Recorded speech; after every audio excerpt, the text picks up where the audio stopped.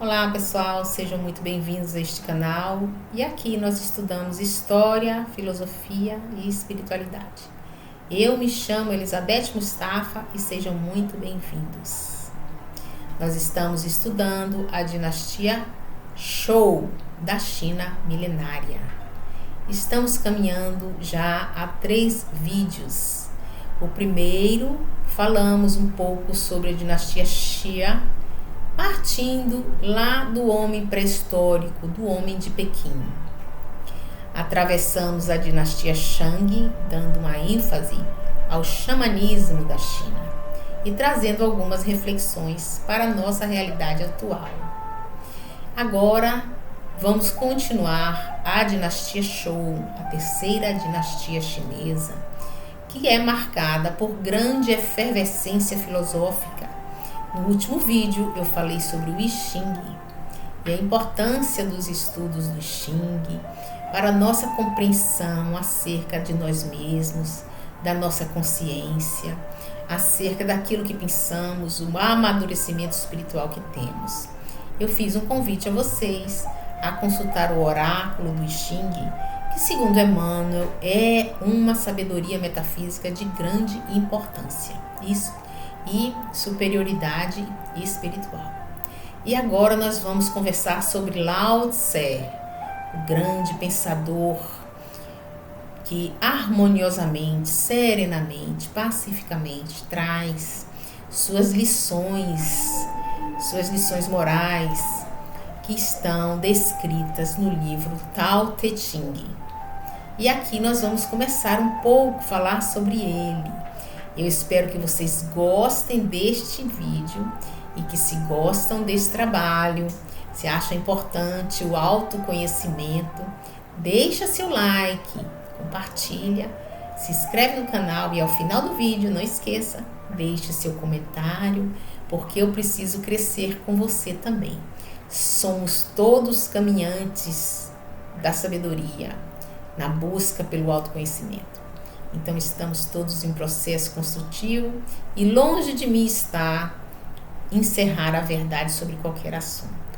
Inclusive, falar sobre o Tao, sobre o taoísmo, eu faço aqui com muita humildade, porque este conhecimento é tão vasto, tão amplo e requer tanta maturidade espiritual, que eu estou apenas começando a refletir sobre isso. Venha comigo, você vai gostar muito desse assunto. Então vamos voltar a falar sobre Lao Tse. Lao Tse viveu na dinastia Zhou. Eu já falei para vocês sobre essa dinastia, que é de grande importância porque foi um período muito longo da China, quando foi unificado as colônias, as províncias que viviam dispersas. É a era do ferro, é a era de grande desenvolvimento para a China. E Lao Tse, seu nascimento foi cercado por muito simbolismo de iluminação. Toda a sua história, a sua trajetória está repleta de símbolos que requer muito desprendimento racional e maior desenvolvimento da nossa intuição. Aqui neste canal existe uma playlist de livros e eu já coloquei lá na minha playlist de livros este livro de Lao Tse, Tao Te Ching, para que você possa ouvir e fazer essa reflexão, percebendo a sutileza destas lições maravilhosas. Lao Tse, quando nasceu, dizem, foi gestado durante 80 anos. E quando ele já nasceu velho, já nasceu com os cabelos brancos envelhecido. É por isso que ele recebe esse codinome Lao Tse, que quer dizer velho sábio. Lao Tse é um codinome tal qual nós damos a denominação de Mahatmas na Índia para as grandes almas. O nome verdadeiro de Lao Tse é Li Er ou Ao Dan. Esse era o verdadeiro nome de Lao Tse, mas ele ficou mesmo conhecido como o codinome velho sábio, porque já nasceu velho. E ele significa o princípio e o fim, porque fala do nascimento e da velhice. O taoísmo, ele é baseado nesses ensinamentos de Lao Tse. Mas se a gente for olhar de uma maneira mais ampla, nós vamos perceber que ele é descrito pelos seus mestres como se fosse uma árvore onde a raiz desta árvore é o I Ching, que nós já comentamos em vídeo anterior, não é? É a sabedoria do livro das mutações. O tronco da árvore é o Tao Te Ching, este de Lao Tse, que significa o tronco por onde passa a seiva, o livro do caminho para as virtudes, mostrando assim que a copa da árvore é o encontro da sensibilidade espiritual, é o encontro que nós temos com o eu divino, com o eu superior, com o Pai do céu, porque os chineses consideram Deus de uma forma muito parecida como nós espíritas compreendemos Deus, um criador do universo infinito, imaterial, que a nossa relatividade mundana, dual, é incapaz de compreender a sua grandeza infinita. Então, Deus para o chinês, o Tao é o caminho, mas também vai falar dessa imanência e dessa transcendência. E a copa da árvore é também um outro livro, o livro da Flor do Sul, que representa esse encontro transcendental. Então é preciso caminhar no Xing, percebendo todos os trigramas e os hexagramas, e que trazem grandes referências científicas, filosóficas e espirituais no Xing. Também no Tao Te Ching, que é o de Lao Tse, este caminho para a virtude, muito importante, para se alcançar algo maior, muito maior do que se espera. Então, transita entre a filosofia e a religião. Alguns taoístas dizem que não é religião, mas de acordo com Emmanuel, no livro A Caminho da Luz, ele vai apontar o taoísmo como uma religião. Vamos ver como Emmanuel traz essas reflexões no livro A Caminho da Luz. Emmanuel coloca Lao Tse como um precursor de Confúcio. E ele fala tanto de Confúcio como Lao Tse nesse trecho. Vejam bem como ele fala. Aspas para Emmanuel. Confúcio e Lao Tse. Confúcio, na qualidade de missionário do Cristo, teve de saturar-se de todas as tradições chinesas, aceitar as circunstâncias imperiosas do meio, de modo a beneficiar o país na medida de suas possibilidades de compreensão. Então, Confúcio aqui, assim como Lao Tse, é considerado um emissário de Jesus para auxiliar a evolução da China neste período, 600 anos antes de Cristo. É como se fossem precursores do cristianismo na China. E ele continua. Ele faz ressurgir os ensinamentos de Lao Tse, que fora, por sua vez, um elevado mensageiro do Senhor para as raças amarelas. Tá vendo como ele coloca aqui, ó? Elevado mensageiro do Senhor, Lao Tse, não é?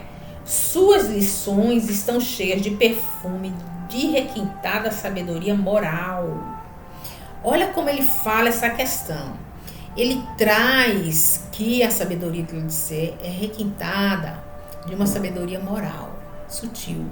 Mas ele fala a palavra perfume, não é? Então nós temos que perceber aqui que a sutileza do trabalho de Lao Tse passa por essa dimensão sutil, tão sutil como o perfume. O próprio Lao Tse, no seu livro, ele coloca que suas palavras devem ser contempladas e não racionalizadas como se faz no Ocidente.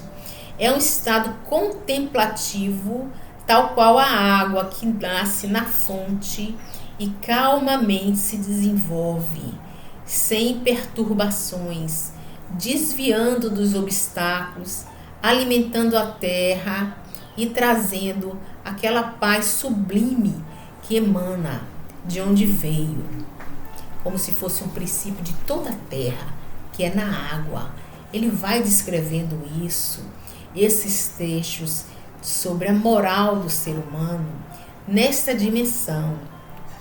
Tem momentos que Lao Tse coloca que é preciso realizar a obra sem possuí-la, que é preciso agir como a natureza se processa. Lembrando aqui que bebe no Xing, não é?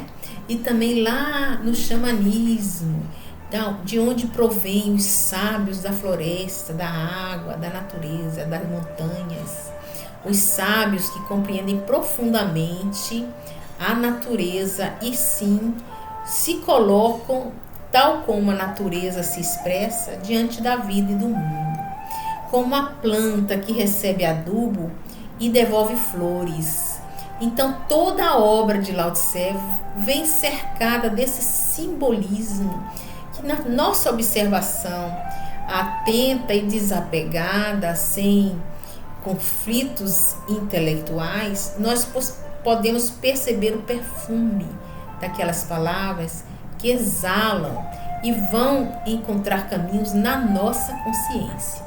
É nesta perspectiva que esses estudos são de uma profundidade espiritual enorme que nós aqui do Ocidente estamos bem pouco acostumados.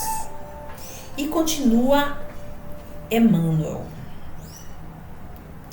No Kan Ying de Lao Tse, eis algumas de suas afirmações que nada ficam a dever aos vossos conhecimentos e exposições do moderno pensamento religioso. Quer dizer, que ele construiu o pensamento dele há 600 anos antes de Cristo. E é um pensamento tão sofisticado que nada perde para nossa atual desenvolvimento, não é, psíquico da atualidade, que fala também sobre as religiões. E Emmanuel abre aspas aqui para Lao Tse para citar um trecho da sua obra.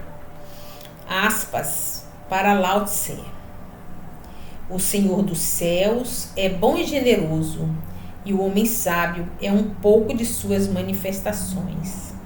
Na estrada da inspiração, eles caminham juntos, e o sábio lhe recebe as ideias que enchem a vida de alegria e de bens. Vejam que maravilha essa reflexão. Ele traz aqui essa reflexão sobre o homem sábio, caminhar com o Senhor dos céus.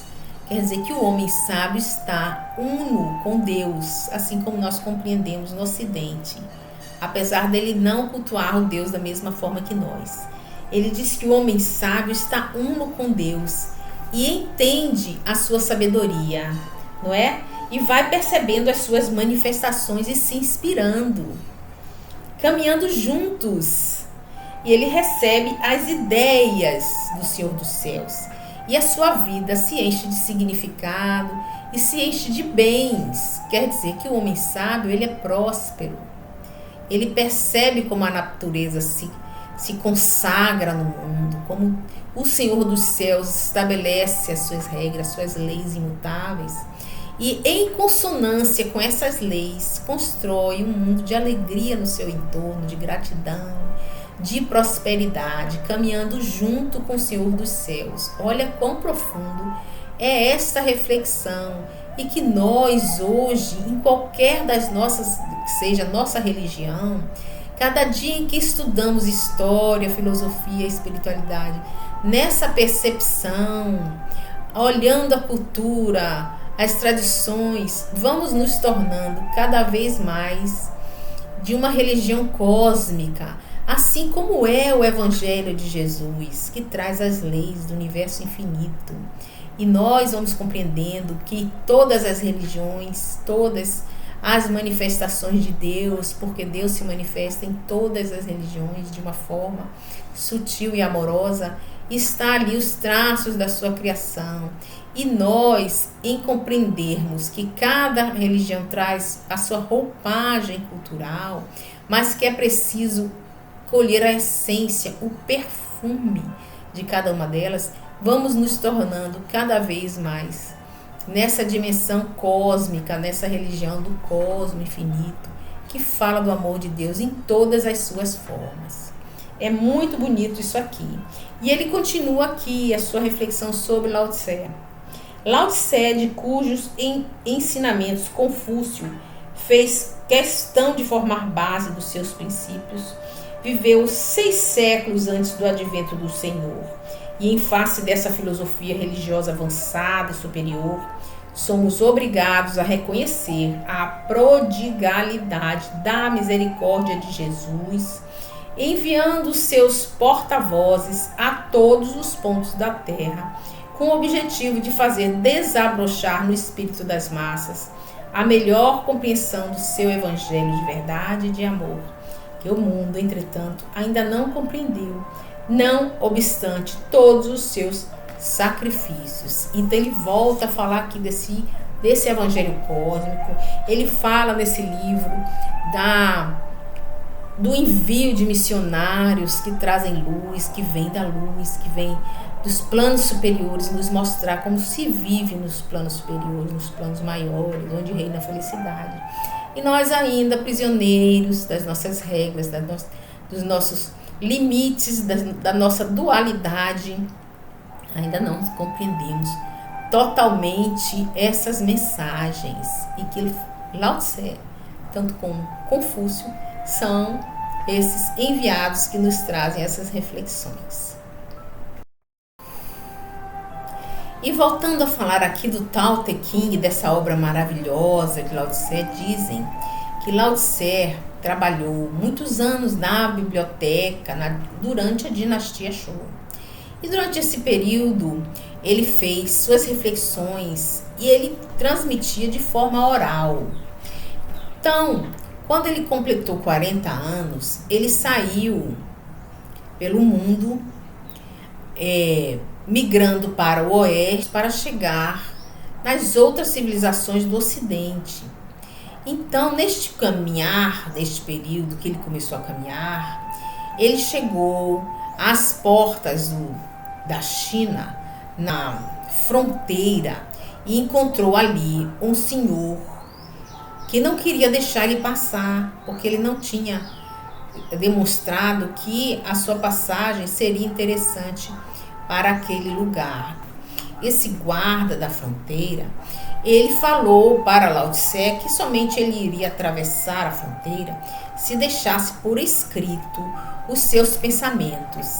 E então Lao Tse ficou um tempo ali e escreveu o Tao Te Ching, que é este livro maravilhoso com essas mensagens que trazem essa sabedoria de forma escrita. E que se não fosse essa situação que ele viveu na fronteira com esse guarda que o obrigou a escrever o livro, nós não teríamos esses escritos, somente em tradição oral, mas aí é atribuído este livro a Lao Tse por causa dessa transcrição que ele fez na fronteira. E este livro, inclusive, nós temos que perceber que o Tao Te Ching, depois da Bíblia, é o mais traduzido do mundo. Significa um livro de sabedoria para muitas pessoas no mundo. E o taoísmo, o confucionismo e o budismo são os 3 pilares das religiões do Oriente. Então, o Oriente se baseia nesses 3 pilares. Que toda a religiosidade, a filosofia do Oriente se baseia nesses 3 que eu já citei aqui. Então, o Tao Te Ching, essa obra maravilhosa, aborda espiritualidade individual, existencialismo, dinâmicas interpessoais e técnicas para governar. Nesse livro você vai lendo, estudando ele, e você vai vendo pequenos trechos que vão ensinando a você práticas, atitudes morais, éticas, espirituais que conduzem a sua vida para que você se torne esse ser mais pleno na busca das virtudes. Então ele coloca muitas vezes como é necessário você não se apegar. 3 coisas que ele coloca aqui, ó. A inação, quer dizer, não ter uma ação que venha carregada de desejos. É quando você tem uma ação, mas você não se apega a ponto de se sentir possuidor daquela ação.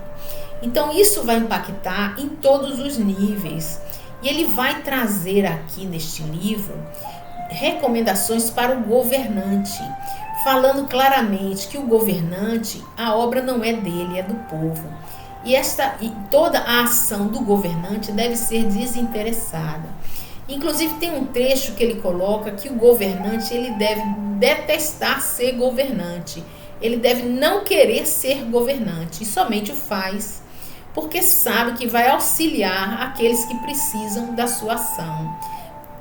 Com total desapego ao poder, com total desapego aos desejos que venham, porventura, afagar o seu ego, não é? E ele fala de não se envaidecer com essas atitudes, com o seu trabalho, aquilo que traz, colher os frutos somente espirituais e morais daquilo que se faz. Ele vai falando sempre isso no livro. Ele fala também para a não violência, evitar a violência. A violência só deve ser utilizada para a defesa, e mesmo assim para a defesa daqueles que são fracos.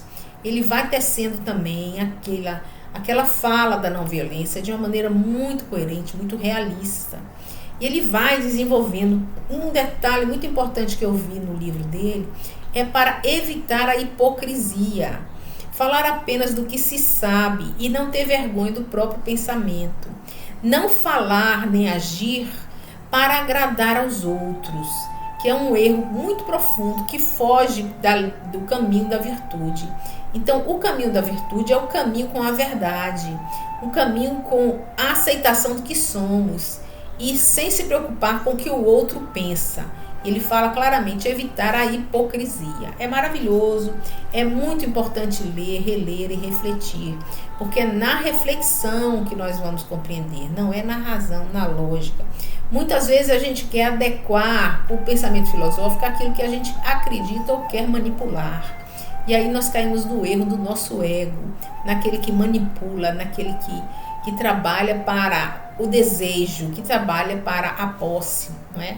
E aqui ele deixa isso muito claro. Se afaste dos desejos e do sentido de posse, porque nada possuímos. É muito profundo. E muitas vezes a gente enxerga ali os ensinamentos de Jesus, muitas vezes a gente enxerga os ensinamentos do Buda, não é? A gente vai enxergando ali, nas suas palavras, a grandeza filosófica e religiosa que nós sempre buscamos. E aquelas pessoas que já estão prontas para receber esse ensinamento, elas vão se tornando pessoas mais sábias e mais felizes, mais plenas. Porque quanto mais a gente se desapega dos desejos, menos a gente precisa. Então, se você nada deseja, você nada precisa. E ele vai tecendo essas palavras assim, não é? Inclusive, no século XX, os seus ensinamentos, através da Rota da Seda, não é, que vai ser construída em futuras dinastias, o movimento entre o Ocidente e o Oriente se estabelece.